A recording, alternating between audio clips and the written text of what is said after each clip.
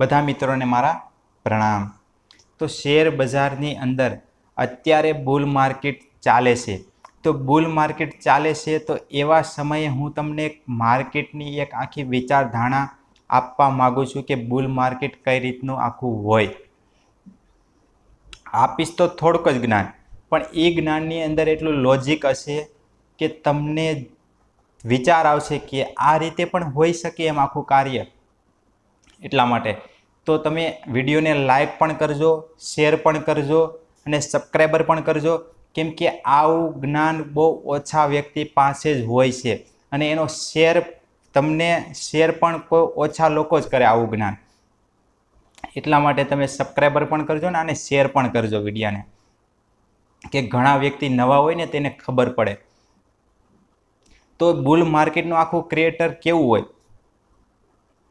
કે જ્યારે માર્કેટ ઉપર નીચે કરીને ચાલતું હોય અને એનો ખતમ થવાનો સમય આવે બુલ માર્કેટને, ત્યાં લગીને હું તમને વાતચીત આખી કરું। જ્યારે સ્ટાર્ટ થયું બુલ માર્કેટ અને બુલ માર્કેટ સ્ટાર્ટ થાય એટલે અત્યારે આપણે જોઈએ છીએ નકરા રિટેલર પબ્લિક, કોઈ પણ વ્યક્તિને તમે ગણી લ્યો, એમાં રિટેલમાં મોટા મોટા પૈસાવાળા હોય ને એ હતે આવી જાય। રિટેલનો મતલબ એવું નહીં ખાલી નાના વ્યક્તિ જ આવે, એમાં ઘણાને ખબર ન પડતી હોય પણ પૈસો જ આજ હોય તો એ હતે આવી જાય લાભ લેવા માર્કેટનો। તો એવા વ્યક્તિ પણ આવી જાય માર્કેટની અંદર। તો એ સમયે માર્કેટ બધાને પૈસા આપતી હોય, ઉપર જતું હોય ને માર્કેટ, તો એવા સમયે બધાને પૈસા આપતી હોય। એવો કોઈ વ્યક્તિ ન હોય, કોઈ તમને એવો જોવા ન મળે હું કમાણો નથી એમ બુલ માર્કેટની અંદર। પણ જ્યારે સ્માર્ટ મની 3 પ્રકારની હોય, તો એમાંથી 2 પ્રકારની મની તો એફઆઈ અને ડીઆઈ સામે જ આપણે દેખાય છે, અને ત્રીજી મની છે એ છુપા રુસ્તમ મની હોય છે, એ કોઈને ન દેખાય। એ ક્યારે શું કામ કરી નાખે ને કોઈને ન ખબર પડે, કામ કરીને વહી જાય ને પછી 3 મહિના પછી ખબર પડે કે ઠેક આના કારણે આમ થયું હતું એવી રીતના। તો એવી રીતના સ્માર્ટ મની, જે ત્રીજી સ્માર્ટ મની છે છુપા રુસ્તમ, એ એવી રીતના કામ કરીને વહી જાય માર્કેટની અંદર। એના ડેટા પણ બહુ મોડા બહાર આવે। તો જ્યારે અને માર્કેટને ચલાવનારે એ જ હોય આખી, આપણે એમ કહીએ ને એફઆઈડીઆઈ ચલાવે, એફઆઈડીઆઈ તો ખાલી એનો હિસ્સો હોય ચલાવવા માટેનો, શું હોય એટલે મેં તમને કહું છું પૈસા બધાને બનાવવા દે બુલ માર્કેટની અંદર, પણ જ્યારે સ્માર્ટ મનીમાં એફઆઈડીઆઈ જ બધાય ગણાય, પણ જ્યારે સ્માર્ટ મનીને માલ વેચવો છે તો એ કોને આપશે? તો એ આપને બધાને જ આપશે। કેમ કે આપને એણે પૈસા આપ્યા છે બુલ માર્કેટમાં, આપને એને પૈસા આપ્યા છે કે જ્યારે હું માલ વેચવા આવું ને, કોણ સ્માર્ટ મની કહે છે કે જ્યારે હું માલ વેચવા આવું ત્યારે તમને મેં ખાલી પૈસા સાચવવા આપ્યા છે, એ પૈસા તમારે મને પાછા આપી દેવાના અને મારી પાસે જે શેર પડ્યા છે તમારે લઈ લેવાના। કેમ કે એ શેર લઈ રિટેલર, જે વ્યક્તિ છે જેને સમજ ન હોય તેવા વ્યક્તિ બાઇંગ કરી લે એ શેરની અંદર, પછી 2 વર્ષ 3 વર્ષ લગીને એ શેરને સાચવીને રાખે અને માઇનસમાં હોય આખા પૈસા એના એ રાખે। કેમ કે જે કમાણો હોય ને જે વ્યક્તિ, તે વ્યક્તિ સ્માર્ટ મનીને પાછા પૈસા આપી દે અને રિટેલર પાસે શું હોય જાય, ખાલી શેર વધે। શું વધે? તમે કહી શકો કે મારી પાસે આ કંપનીના શેર પડ્યા છે, પણ કેમાં? માઇનસમાં। તો પૈસા કોણ કમાણું? તો સ્માર્ટ મની કમાણી। તો કોઈ કે તમે કમાણા ને પૈસા, તો એ કે મેં ગુમાવી દીધા। કેમ ગુમાવી દીધા? એટલા માટે કે સ્માર્ટ મનીએ તમને પૈસા ખાલી હાસવવા આપ્યા હતા, એ પૈસા તમારા હતા નહીં। હવે જ્યારે જરૂર હોય ને સ્માર્ટ મનીને તો એ ઓટોમેટિક તમારી પાસેથી લઈ લે, એટલા માટે।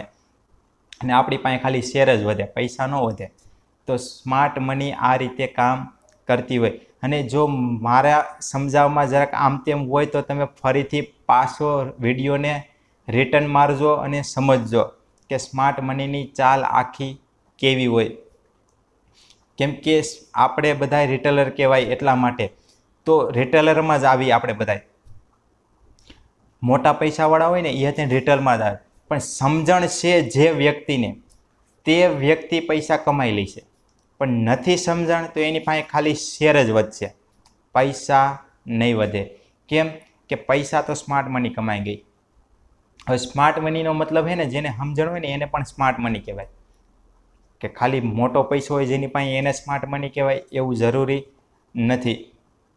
તો એટલું યાદ રાખજો કે બુલ માર્કેટમાં ભલે તમે પૈસા કમાઓ પણ સમય આવે તો એ તમારી પાસે શેર ન હોવો જોઈએ, ખાલી પૈસા હોવા જોઈએ. આ વસ્તુ યાદ રાખજો મારી, કે જ્યારે એની બુલ માર્કેટ ખતમ થાય તો એ શેર તમારી પાસે ન હોવો જોઈએ, ફક્ત માલ વેચીને ખાલી પૈસા હોવા જોઈએ. પણ તમે પાછા એમ કહેશો મને કે ખબર કઈ રીતે પડે આ બુલ માર્કેટ ખતમ થઈ ગઈ, તો તમે મારી સાથે જોઈન્ટ રહેજો એટલે તમને ઓટોમેટિક ખબર પડી જશે. અને આ બુલ માર્કેટ ત્યારે 2024 સાલે તો હજી 7 થી 8 વર્ષ છે, હજી આ બુલ માર્કેટ ખતમ થવાના. આ વસ્તુ મારી યાદ રાખજો, આ વિડીયોને પણ યાદ રાખજો કે 7 થી 8 વર્ષ હજી બાકી છે બુલ માર્કેટને ખતમ થવામાં. કેમ કે હજી તો તમે બુલ માર્કેટની તેજી જોઈ જ નથી કે બુલ માર્કેટ કેને કહેવાય ને. બુલ માર્કેટ એવી હોય કે હર કોઈ વ્યક્તિ, બુલ માર્કેટનો એન્ડ કેવી રીતના લાગે ને તમને વાતચીત કરું, કે હર કોઈ વ્યક્તિ શેર માર્કેટની જ વાત કરતો હોય. તમે જ્યાં જ્યાં વ્યક્તિ જાઓ ને તો બધાય મોબાઈલમાં બાય સેલ જ કરતા હોય. પહેલાના સમયમાં બુલ માર્કેટ ખતમ થવાની સમય આવતો હતો ને, તે કઈ રીતે આવતો હતો, હર કોઈ કાગળિયા લઈને જ આટા મારતા હતા. કેમ કે તે તો કાગળિયા ઉપર શેર હતા ને, તો કાગળિયા લઈને જ આટા મારે, મારે શેર લેવા, મારે શેર લેવા. પણ અત્યારે મોબાઈલ સિસ્ટમ થઈ ગઈ છે, તો એપ્લિકેશન દ્વારા થઈ ગયું છે. તો હવે હર કોઈના હાથમાં મોબાઈલ, આમ ચાર્ટ ખોલીને જ બેઠા છે, મેં આ શેર લીધો ને આ શેર લીધો ને, એવી રીતના જ બધા કરતા હશે. તો એમ સમજવાનું આજુબાજુમાં ન કરો શોર શરાબો જશે કે મારે શેર બજાર જ કરવું છે, તો એ સમજવાનું કે બુલ માર્કેટનો એન્ડ છે. અત્યારે કરે છે લોકો શેર બજાર, પણ કોઈએ હજી પૈસા લગાવ્યા નથી. હજી તો પૈસા કેટલા લગાવે છે ખબર, કોઈ પણ વ્યક્તિ પાસે 50,000 રૂપિયા હોય ને તો હજી 20,000, 15,000 એવી રીતના જ લગાવે છે, પૂરેપૂરો પૈસો નથી લગાવતા.